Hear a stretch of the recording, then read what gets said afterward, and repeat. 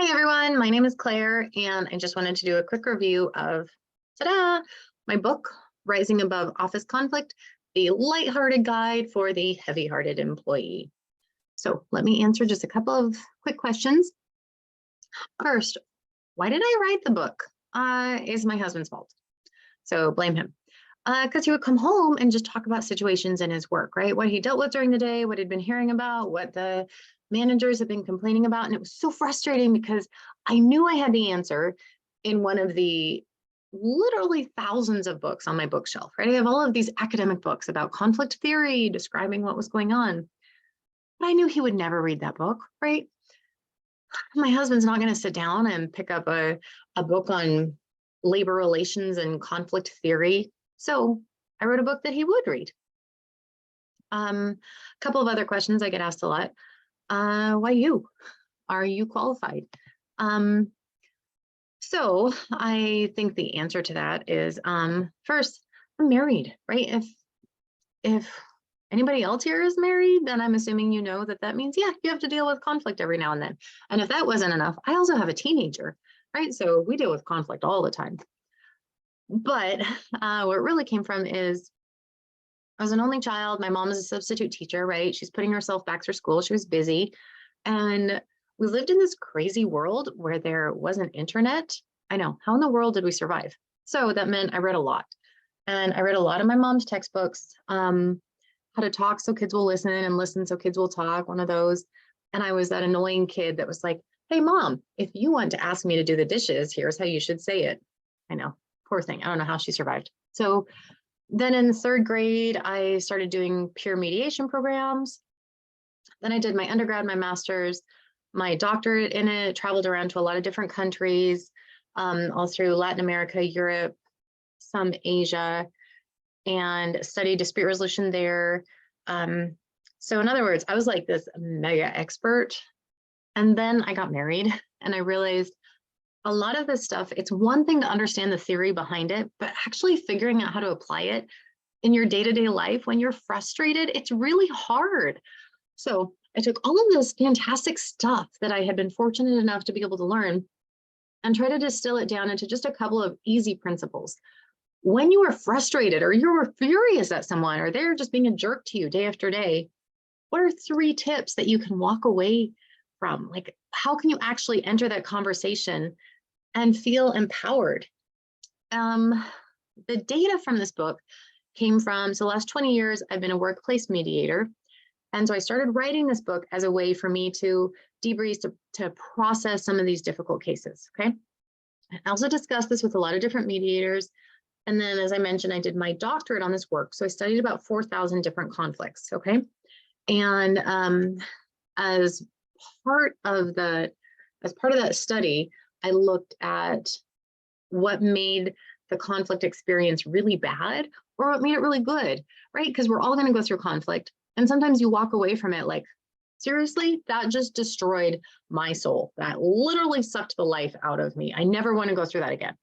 And other people walk away like, oh, I have grown, I have matured, I have transcended as a person because we had this collaborative connection.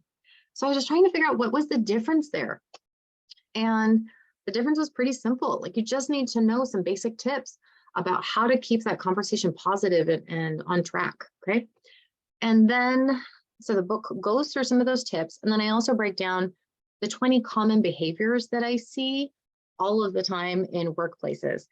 And then I analyze those through a lot of different things about from our core personality. Like, if I am running into this behavior, how does my identified gender, my faith, my interests, and neurodiversity, my background, how does all of that play into it, right? Because I'm going to react to that behavior slightly differently, okay? A lot of people have asked, do I need to know about mediation or dispute resolution or any of that stuff to read it? Oh, no, please no. That's the whole point of this, right? There are so many books out there for experts. Let them have their books. This book is just written, again, it's for my hubby, right? It's for somebody who's just doing an average job, non-mediation workplace. And he's going through stuff at work and he wants to know what to do about it, right? So what I want him to do is to be able to open up the book, turn to the table of contents and say, oh, okay, I am dealing with an inappropriate Ivan, or the dude, or a chatty patty, or busier than thou, passive aggressive, dismissive boss, the Hulk who's always angry, right? So I want him to be able to turn to that chapter on that specific person. And then at the end of it, I have all of these takeaways, like, this is what you do, this is what you don't do, this is your final takeaway for how to resolve that, right? I just want it to be a quick guidebook that anybody can pick up. Some of you have said, well, I don't really have a lot of conflict at work, and that's awesome. So they've asked, should I read it? Some of you probably shouldn't, right? If you're Jesus, Gandha, Mother Teresa, probably not. For the rest of us who get bothered, who get into squabbles, who are constantly running into misunderstandings or missed expectations, please read it, because it's going to give you two things. It's going to give you an understanding of why this experience is bugging you, and it's also going to give you a plan to deal with it. Okay, that's a big one of mine. A lot of people, they try to just understand why somebody is behaving the way they are, and they think that's enough, right? But absolutely not. Then what you're doing is you're just enabling that person, right? Or you're gaslighting yourself. We don't want to do that. We want to understand what's going on, but use that as ammo, so then you know how to tackle it, right? How to move through this, how to come up with your own plan. Okay. So another common question I get, I don't want to talk about this stuff. Difficult conversations are difficult. I would rather just avoid it. I absolutely understand that. But here's what's really interesting. The more we do it, right? The more we talk about it and we process it and we understand what's going on and we understand why it's important to us, it starts to get pretty easy, to the point where you can almost maybe not enjoy it, but you know that you're going to be okay, right? So you can approach these difficult conversations from a place of peace, of safety, and that's how our brains grow, right? When we go through difficult things and we survive them, that's how we mature as people. So that's the whole point of this, is to understand what's going on and to make it an easier process. Okay, final question I get. So what's this book about? As I said, it's about first understanding conflict, but also resolving it, right? I want to give you some of the theory that I've gathered from all these different books. So I've tried to distill that into the stuff that I thought was the most interesting. So I've distilled all of that information.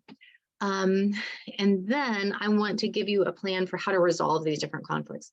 So I look at 20 different common behaviors, again, inappropriate Ivan, micromanager, the Hulk, etc., and figure out what to do about them. And then I analyze those behaviors from what makes up your core identity. So I start with a conversation on gender. What is your core gender identity, and how does that affect how you're reacting to this conflict, how you're reacting to the other person in conflict? And then if you have chosen this conflict resolution identity, what strengths come along with that, right? Because these are some of your superpowers that you get to pull into that conflict conversation. But then there's a lot of other stuff, right? It's not just about our gender, even though for a lot of us, that is a core part of our identity. A lot of us bring other stuff into conflict as well. So we talk about faith, we talk about neurodiversity, we talk about brownies, because for me, brownies are a core part of my identity. And how does that affect your approach to conflict as well? Okay. Some people have asked for some examples. So what kind of stuff is in the book? Okay, so the first one that I want to talk about, that I hear about a lot, is the thunder turtle syndrome. That I think is on page 139, it looks like. Yeah. Okay, so thunder turtle syndrome. The idea here is that you have some people whose approach to conflict is they think you're not hearing them, so they need to get louder, right? They need to be firmer. They need to bring in more examples. So instead of just saying something like, could you take out the garbage? It becomes, how come you're not taking out the garbage? And then it becomes, you never take out the garbage. And then it becomes, you never help around this house, right? They're starting to bring in more and more examples and be bigger and louder, and then even bring in more people. This whole family is frustrated that you never help out around the house, right? That's thundering. They just get bigger and bigger and bigger, hoping that if they throw enough things down, maybe something will stick. The problem is, on the other end, you've got the turtle. The turtle says, Danger, Will Robinson, not safe out there. I will hide in here until the storm passes. The louder it gets out there, the deeper I will hide. And what's frustrating is then the person who's trying to communicate, they see that the other person is withdrawing, so they get louder, right? No, I need you to take out the garbage. And the louder you yell, the more the other person turtles, okay? So this is a pretty vicious cycle, and we have to have some awareness of what's going on, right? You have to be able to recognize those signs in yourself to be able to break that cycle. Next thing that I talk about, especially in the Hulk section, is that people are as mean to you as you let them be. So until you decide for yourself that that's a boundary where you're not comfortable anymore, where you start to feel like you're being disrespected, where you're starting to feel that sense of bitterness, that's where you need to figure out how to articulate those boundaries and how to protect them. All right, so we talk a lot about your identification of your boundaries. And it's not just that you're uncomfortable, right? Some conversations are just going to be uncomfortable. I understand that we have to figure out how to push through uncomfortable conversations. But if something is damaging, that's where we need to say, oh, that was it. I just found it. That was my boundary. You crossed it. Now I know I need to protect that. Okay. I also talk a lot about understanding is only the first half of the book. Okay. So the very beginning of the book, I say we have two big sections. The first section is on assessment, right? So we understand what's going on, but then the whole second half is on action. What do we do about that? What is something that you can do today to start to fix this? Okay, don't just end it with understanding. That's satisfying, but don't let yourself stop there. How do we move on? Okay. Then I have a key takeaway at the end of every chapter, which is essentially, how can you stand up for your needs with this type of a behavior, okay, or with this type of a conflict? All right, because I want that to be the point of every chapter. Again, it's not just understanding it, it's now I want you to walk away feeling empowered and excited, like, yes, I have a plan. I know what I'm going to do about this. All right. Okay. So for everybody who was able to listen to this, Rowman Littlefield, they're the publisher. They sent over a code, which I thought was very nice of them. All right. So in order to get that, go to rowman.com and then you get 30% off if you enter in their code, RLF and F30. In my mind, that stands for Rowman Littlefield and Fowler. I don't know if they created a brand new code just for me, but you know what? I'm going to take it. In my head, they did. So thank you everyone so much for attending. If you have any questions, please let me know. And this has been so much fun to write. It's been a lot of fun to look at all of the very different behaviors that we all deal with, try to figure out where they're coming from and what to do about them. I found a lot of myself when I was writing this, especially the busier than now. That section really got to me because I always think I'm busier than everybody else. And the problem is that makes me pretty unapproachable sometimes. So I had to study quite a bit there. What do you do about that? How can you be aware of that?